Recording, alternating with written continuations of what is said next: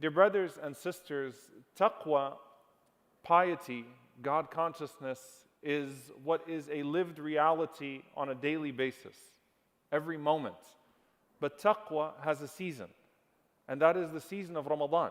That is the season of fasting. كُتِبَ عَلَيْكُمُ الصِّيَامُ كَمَا كُتِبَ عَلَى الَّذِينَ مِنْ قَبْلِكُمْ لَعَلَّكُمْ تَتَّقُونَ. Fasting was prescribed upon you as it was prescribed on nations prior to you, so that you could become more God conscious, so that you could become more aware of Allah subhanahu wa ta'ala.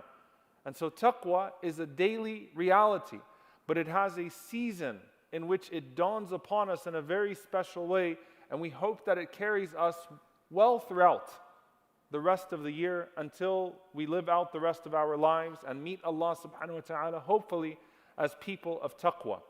But taqwa also has a place where it's generated. And that place is the masjid.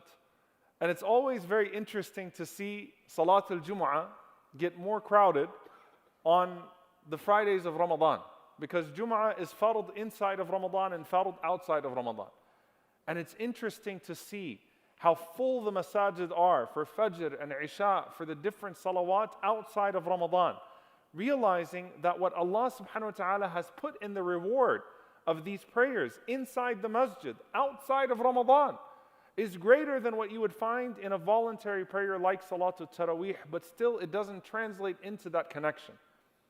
And what I want you all to sit with for a moment, connecting the moments that we are in as we bid farewell to Ramadan over whatever is left of it, to the moments of uncertainty that we feel outside in the world, the challenges to our faith in these moments, the very real problem that many people have, or conundrum where I don't know if I can raise my kids to be Muslim in this environment because of all of the pressure and everything that's going to happen. The question that we all ask ourselves, will I die as a Muslim? Will I die upon a good death? Will I have a good ending? May Allah Azza wa Jal give us a good ending, husn al-khitam, not just in Ramadan, but outside of Ramadan. It's deeply connected to what Allah subhanahu wa ta'ala has put in these places, the place that you are sitting in right now. Abdullah ibn Mas'ud radiallahu ta'ala anhu says, and this is the narration I want to sit with, and I want you to sit with, and play it through your mind over and over again, especially in the days that follow Ramadan. It's in Sahih Muslim that Abdullah ibn Mas'ud radiallahu ta'ala anhu said, "Man sarrahu an yalqa Allah ghadan musliman فليحافظ على هؤلاء الصلوات حيث ينادي بهن."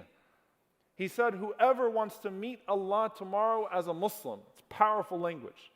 Whoever wants to meet Allah as a Muslim, whoever wants to die as a Muslim, die as a believer, then let him meet Allah subhanahu wa ta'ala by preserving the prayers in the places that they are called.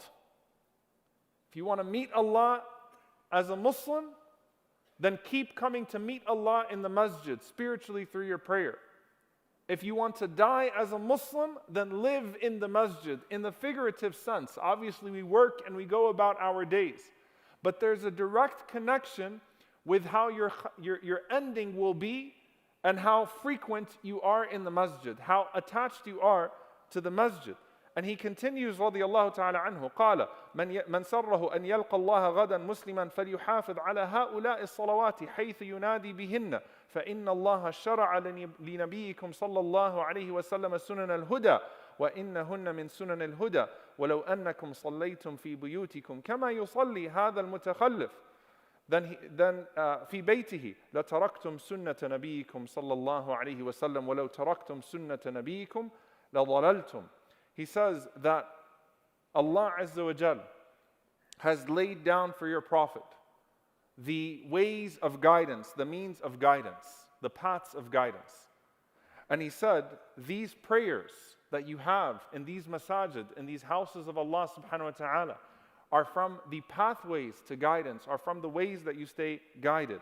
And he said, and if you were to pray in your homes, the way that this man, and he's talking about al-mutakhallif here is someone who stays behind in their homes. If you were to pray in your homes like this man, then you would leave off the way of your Prophet sallallahu alaihi wasallam, and if you abandon the way of your Prophet sallallahu alaihi wasallam, then you will abandon the pathways to guidance.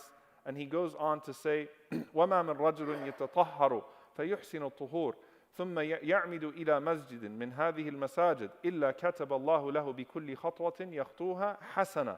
He said, and no man purifies himself and gets himself ready for the masjid and then approaches one of these masajid of Allah subhanahu wa ta'ala after having perfected their purification, except that Allah subhanahu wa ta'ala will write down with every single step a good deed.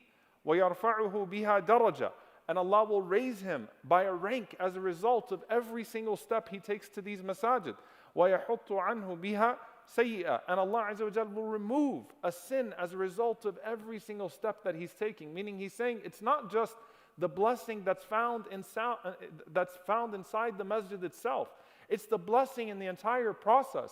The process of getting ready at home, the process of making your way to the masjid, all of that, you're indulging yourself in a spiritual exercise of consciousness, of taqwa, where you're connecting to Allah subhanahu wa ta'ala the way you hope to connect to Him in a time like Ramadan.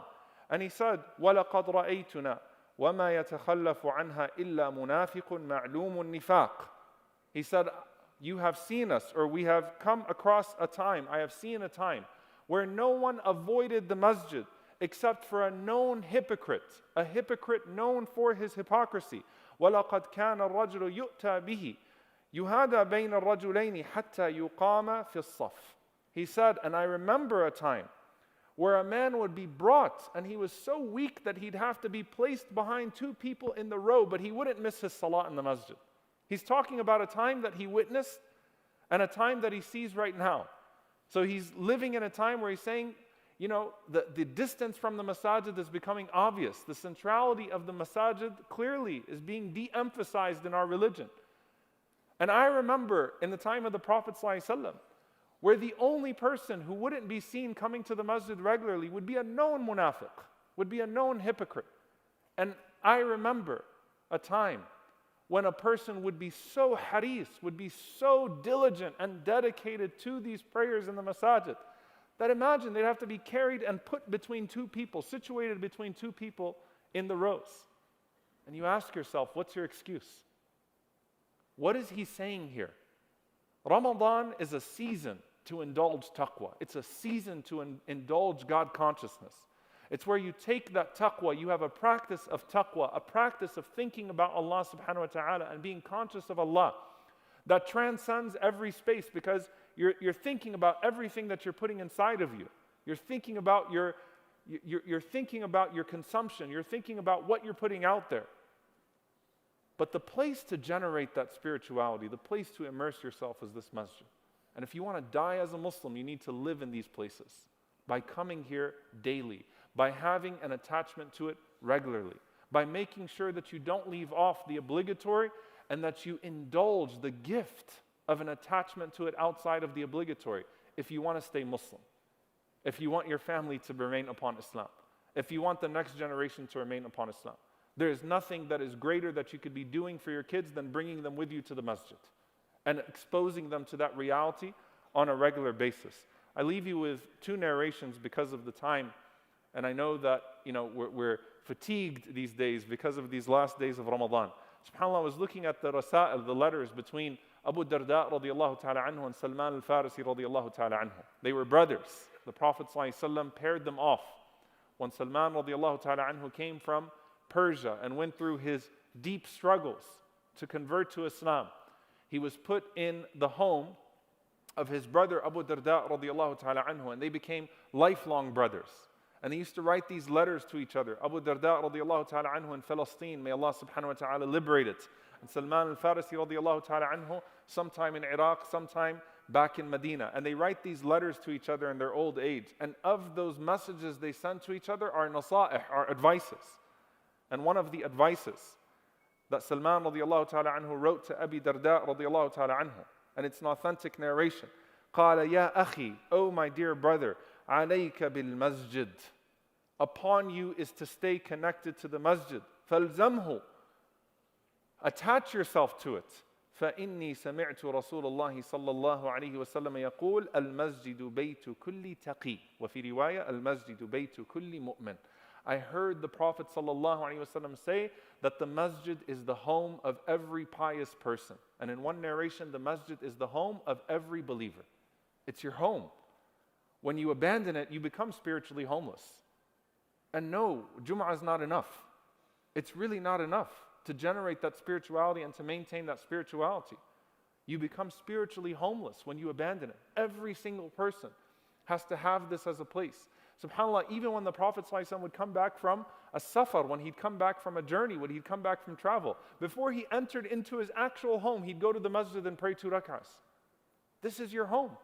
This is your attachment. This is the place where you will continue to generate what you've been trying to find in Ramadan. In another narration, also an authentic narration, that the Prophet ﷺ said, Al-masjidu baytu kulli taqi. That masjid is the home of every person of taqwa, of every person of God consciousness. وَتَكَفَّلَ اللَّهُ لِمَنْ كَانَ الْمَسْجِدُ بَيْتَهُ بِالرَّوْحِ وَالرَّحْمَةِ. And Allah Azza wa Jal has taken it upon Himself to guarantee for the one whose home is the masjid comfort, tranquility, mercy. And when will you need that most? وَالْجَوَازِ عَلَى الصِّرَاطِ إِلَى رِضْوَانِ اللَّهِ إِلَى الْجَنَّةِ. The Prophet ﷺ said that Allah will guarantee for the one who made the masjid his home safe passage over the sirat until he reaches the pleasure of Allah, until he reaches his place of Jannah. I want you to think about all of this. Ibn Mas'ud says, you want to die Muslim? Stay in the masjid. The Prophet ﷺ is saying, you want safe passage over the sirat when people will be pulled off of the path that takes a person to Jannah? Attach yourself to the masjid. The Prophet ﷺ is saying, you want safe passage to get into Jannah? Then ask yourself how many times you are entering into this masjid seeking the pleasure of Allah subhanahu wa ta'ala. This is your home. And of all the resolutions that we're making after Ramadan, I plead with each and every single one of you to increase your attendance in the masjid on a regular basis. If you can come at least once a day, keep it in your mind that I have to have some attachment to it. Just Fajr, just Isha, whatever it is, some sort of attachment to it. Then do so. And the more that you attach yourself, the more reward will come from Allah subhanahu wa ta'ala. SubhanAllah, when you look at the shaded under the throne of Allah on the Day of Judgment, one of those is a person whose heart is attached to the masjid. His heart is attached to the masjid. And what does a person whose heart being attached to the masjid look like? They're thinking about attending the masjid. They're thinking about bringing life to the masjid with programming. They're thinking about volunteering in the masjid. They're thinking about building the masjid. They're thinking about cleaning the masjid. They're thinking constantly about the masjid. It's central to them, the way that a person tries to decorate their home and keep their home in order. They're thinking about the masjid constantly. When they get sick, how can I get back to the masjid? When they're not feeling well, how can I get back to the masjid? When they're traveling, when can I get back to the masjid? It becomes a home truly in your heart and for your heart. And the Prophet ﷺ mentioned the attachment of the qalb, the attachment of the heart to it. And that's why on the Day of Judgment you could hope to be amongst those that's not just sitting under the ceiling, the roof of one of the houses of Allah subhanahu wa ta'ala, but shaded under the throne of Allah subhanahu wa ta'ala. May Allah Azza wa Jal grant us that shade on that day. May Allah subhanahu wa ta'ala increase the love of all that is beloved to Him and attains His love in our hearts. And may Allah Azza wa Jal attach us to the times and the places and the deeds that bring about His love. And may Allah subhanahu wa ta'ala allow us to stay consistent after this month of Ramadan upon that which is pleasing to Him. And may Allah Azza wa Jal forgive us for our shortcomings in Ramadan and outside of Ramadan. Allahumma ameen. أقول قولي هذا واستغفر الله لي ولكم ولسائر المسلمين فاستغفروا إنه الغفور الرحيم.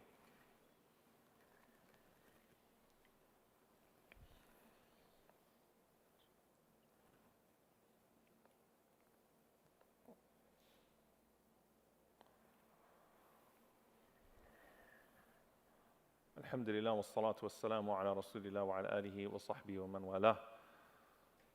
اللهم إنا نسألك يا كريم. اللهم إنا نسألك يا رحيم. اللهم إنا نسألك يا رحمن. اللهم إنا نسألك يا ودود. We ask you, O Allah, to keep us attached to your homes. We ask you, O Allah, to keep us attached to your deen. We ask you, O Allah, to let us live and die as Muslims. And we ask you, O Allah, to forgive us for any of our shortcomings along the way. اللهم اغفر للمؤمنين والمؤمنات والمسلمين والمسلمات الأحياء منهم والأموات إنك سميع قريب مجيب دعوات.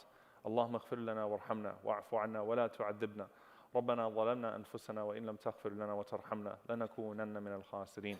اللهم إنك عفو كريم تحب العفو فاعف عنا. اللهم اغفر لوالدينا رب ارحمهما كما ربونا صغارا. ربنا هب لنا من أزواجنا وذرياتنا قرة أعين واجعلنا للمتقين إماما. اللهم انصر إخوان المستضعفين في كل مكان. اللهم انصر إخوان المستضعفين في فلسطين وفي السودان وفي اليمن وفي كل مكان. اللهم عليك بأعدائك أعداء الدين. اللهم أرنا بالظالمين عجائب قدرتك. اللهم أهلك الظالمين بالظالمين وأخرجنا وإخواننا من بين المسالمين.